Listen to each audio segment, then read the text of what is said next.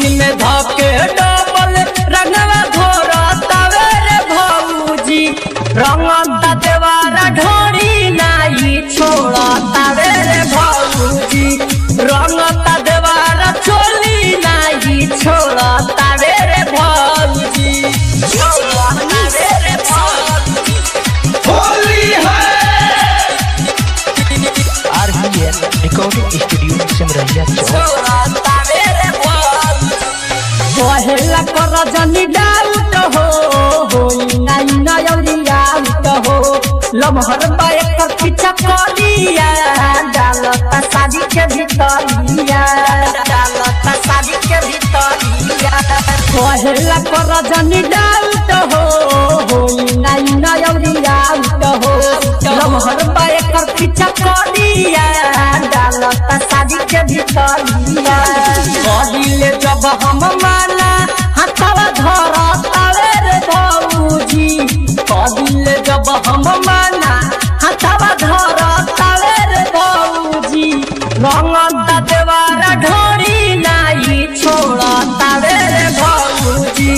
रंगता देवारा चोली नाई छोड़तावे रे भौजी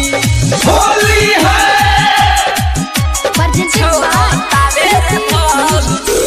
रंगता देवारा चोली नाई चोली नाई DJ Manish छोड़तावे रे भौजी देवरा विकास कर जान हो रंगेला दुनु जवान हो राइटर से हम सुना दर बहारा बारे सजन हो बहारा बारे सजन हो देवरा विकास कर जान हो रंगेला दुनु जवान हो डीजे विकास सूरज जी बहारा बारे सजन हो